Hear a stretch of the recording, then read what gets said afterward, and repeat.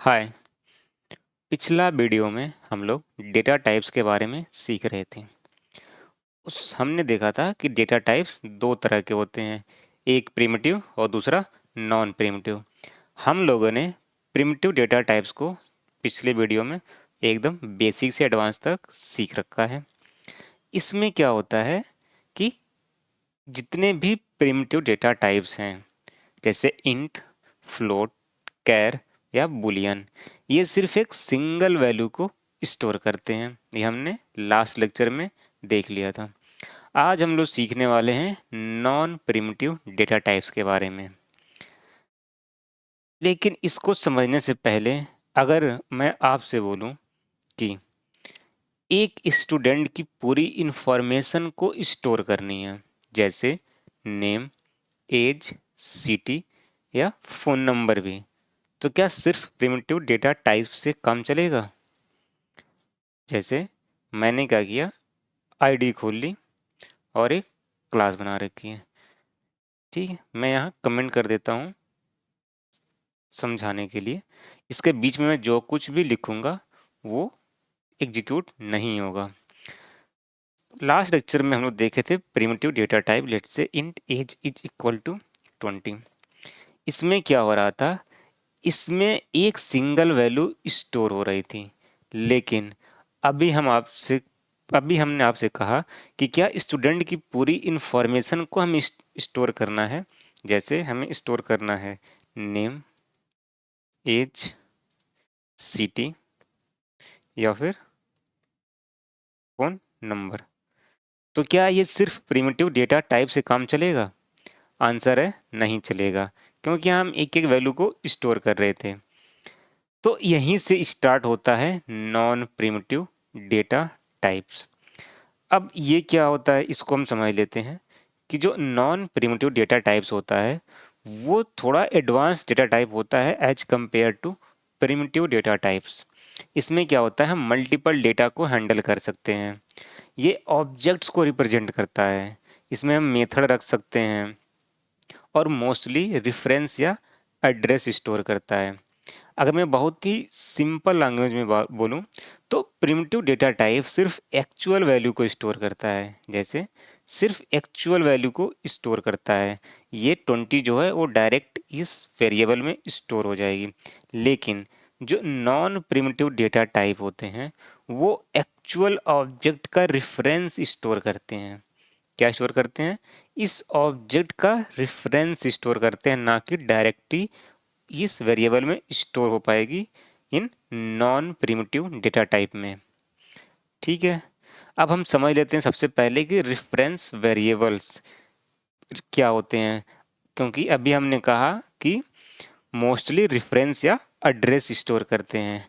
तो हम एक बार रेफरेंस को भी देख लेते हैं। मान लो मैंने यहाँ एक स्ट्रिंग लिया, string name is equal to Rahul. ये स्ट्रिंग क्या है? ये स्ट्रिंग है हमारी नॉन प्रिमिटिव डेटा टाइप। ठीक है, string non primitive data type है। अब जो नेम जो वेरिएबल है, इस नेम वेरिएबल के अंदर ये जो राहुल है वो डायरेक्टली स्टोर नहीं होगा। जैसे हम प्रिमिटिव में क्या करते हैं, डायरेक्टली स्टोर कर लेते हैं, बस नॉन प्रिमिटिव में ये राहुल जो है ये डायरेक्टली नेम वेरिएबल में स्टोर नहीं होगा। इसमें क्या होगा, ये जो राहुल ऑब्जेक्ट है ये मेमोरी में एक अलग जगह स्टोर होता है। लेट्स से कि मेमोरी में कहीं अलग स्टोर होगा और वेरिएबल जो है ये नेम वो उस ऑब्जेक्ट का एड्रेस स्टोर करता है। मैं फिर से रिपीट कर दूं, ये जो राहुल जो है ऑब्जेक्ट ये डायरेक्टली नेम में या वेरिएबल में स्टोर नहीं होता है in non primitive data types. तो फिर क्या होता है, इस राहुल के जो राहुल ऑब्जेक्ट है इसका मेमोरी में एक अलग जगह स्टोर होता है और जिस जगह ये स्टोर होता है वहाँ एक एड्रेस होती है, उस एड्रेस को ये वेरिएबल स्टोर करता है। आई होप कि यहाँ तक आपको क्लियर हो गया होगा। ठीक है, अगर हम मेमोरी स्टोरेज की भी बात कर लें कि स्टोर कैसे होता है, तो देखो जावा में मेनली दो तरह की मेमोरी होती है, एक होती है स्टैक, एक होती है स्टैक और एक होती है हीप मेमोरी। ठीक है, स्टैक में क्या होता है, ये वेरिएबल स्टोर होते हैं, ये जो भी वेरिएबल का नाम है नेम, ये स्टैक में स्टोर होते हैं। हीप मेमोरी में क्या होता है, जावा के एक्चुअल ऑब्जेक्ट स्टोर होते हैं। ठीक है, स्टैक में स्टोर होगा आपका वेरिएबल और एक्चुअल ऑब्जेक्ट जो होगा वो हीप में स्टोर होता है। अगर मैं विजुलाइजेशन के पॉइंट ऑफ व्यू से बात करूं कि कैसे होता है, तो मान लो string name is equal to Rahul है। अब देखो स्टैक में क्या है, ये जो नेम है हमारी, ये स्टोर होगी किस में, ये स्टोर होगी स्टैक में। ठीक है, स्टैक में स्टोर होगी नेम, लेट्स से नेम का कोई एड्रेस होगा 1001।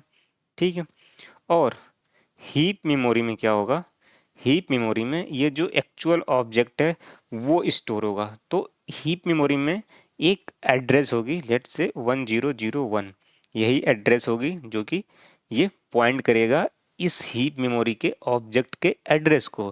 तो ये हो गई एड्रेस हीप मेमोरी के अंदर, और यहाँ पे स्टोर होगा हमारा actual object RAHUL।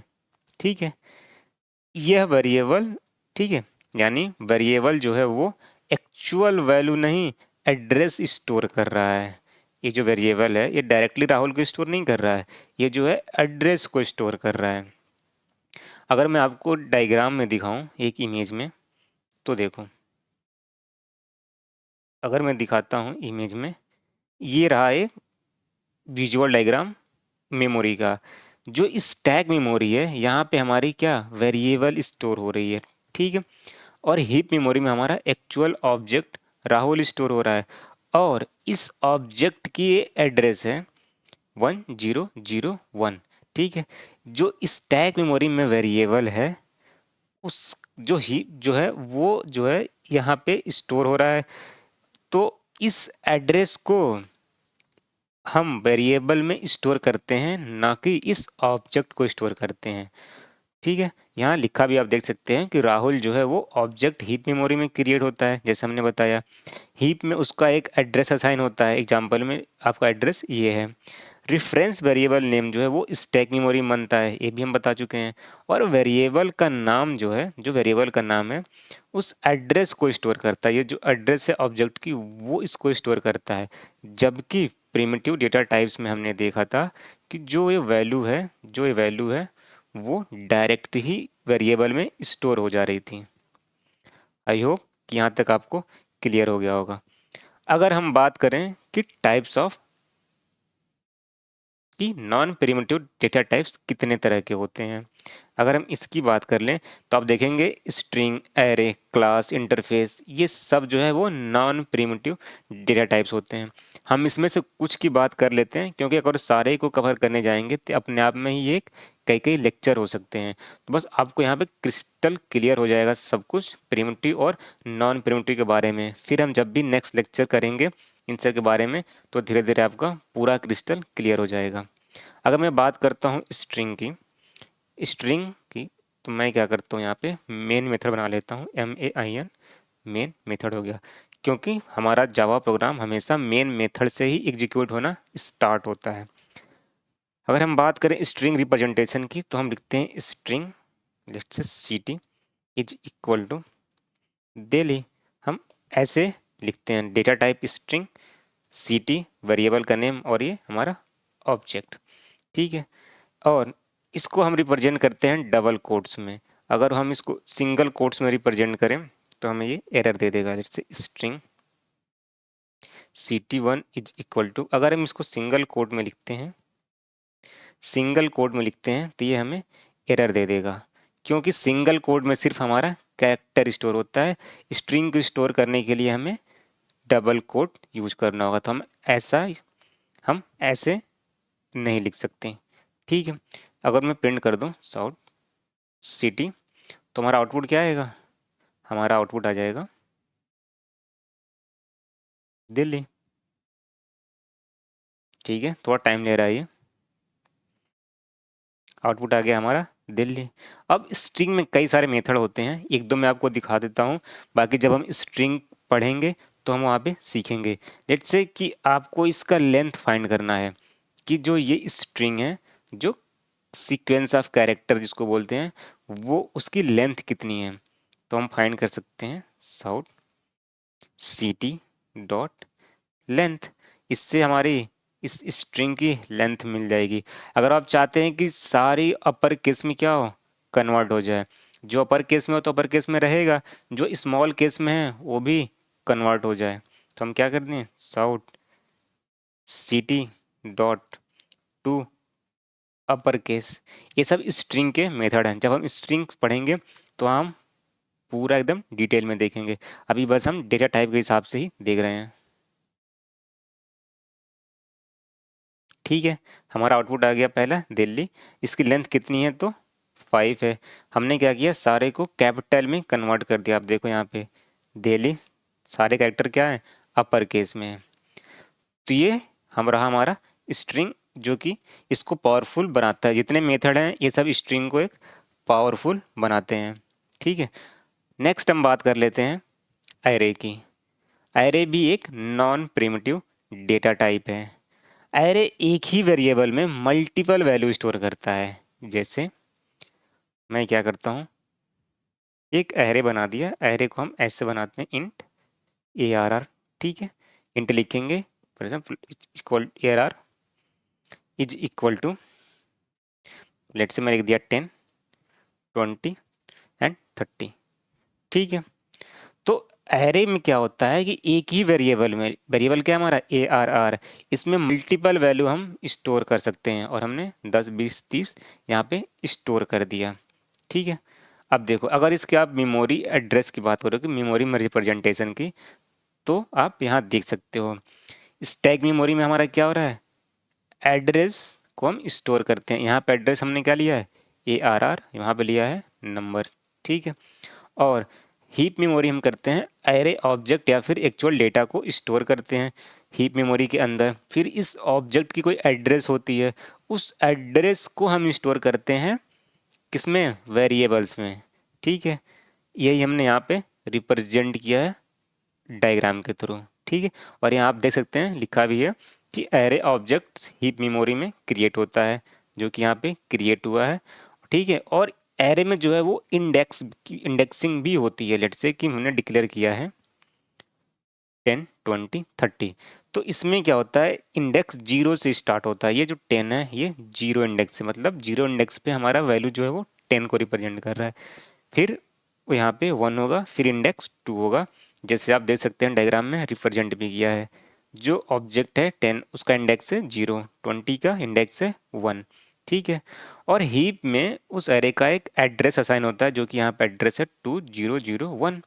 Reference variables जो नंबर्स है, जो कि हमने वहाँ पे ARR ले रखा है, वो क्या करता है, स्टैक मेमोरी में बनता है, और उस उस वेरिएबल में इस ऑब्जेक्ट का एड्रेस है वो स्टोर होता है। ठीक है, तो हमने डायग्राम के थ्रू भी देख लिया कि ये मेमोरी में कैसे स्टोर होता है। अब हम देख सकते हैं कुछ एरे को यहाँ पे, अगर मैं इसको प्रिंट करा दूँ, ठीक है, साउट ARR ऑफ 0 प्रिंट करा दूँ। 0 क्या है, इंडेक्स है, तो हमारा इंडेक्स स्टार्ट होता है 0 से, 0, 1 एंड 2। अगर मैं प्रिंट कराता हूँ ARR ऑफ 0, इसका मतलब ARR 0 पे जो वैल्यू होगी वो प्रिंट हो जाएगी। यहाँ 0 पे क्या है, 10। अगर मैं इसको रन कर दूँ तो हमारा आउटपुट क्या आ जाएगा, 10। ऐसे चाहो तो आप 1 भी प्रिंट करा सकते हो। लेट्स से ARR ऑफ 1,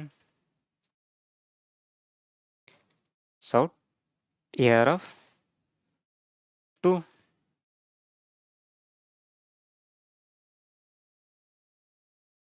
ठीक है, तो जो आपकी आउटपुट आएगी वो 10, 20, 30। लेकिन इसके बाद क्या है, इसके बाद हमारी कोई वैल्यू नहीं है। तो अगर आप इसके बाद प्रिंट कराओगे तो आपका एक्सेप्शन थ्रो कर देगा। ठीक है, वो एक एरे इंडेक्स बाउंड का एक्सेप्शन थ्रो कर देगा। वो क्या होता है, वो जब हम एरे सीखेंगे तब हम उसको डिटेल्स में पढ़ेंगे और समझेंगे। अभी हम सिर्फ डेटा टाइप के ही पॉइंट ऑफ व्यू से पढ़ रहे हैं, वो भी नॉन प्रिमिटिव डेटा टाइप। अरे क्या है, नॉन प्रिमिटिव डेटा टाइप है। ऐसे ही ये सब नॉन प्रिमिटिव डेटा टाइप है। जैसे क्लास हो गया, क्या है क्लास, एक ब्लूप्रिंट है। इंटरफेस क्या है, इंटरफेस क्या है, जो जावा में क्या करता है, अब्स्ट्रैक्ट कॉन्टेंट के लिए होता है, अब्स्ट्रक्शन के लिए होता है, ठीक है। ऐसे ही ऑब्जेक्ट होता है, एरे लिस्ट में हम स्टोर करते हैं, हैश वेब में करते हैं। ये जब हम पढ़ेंगे तो फुल्ली डिटेल में सीखेंगे।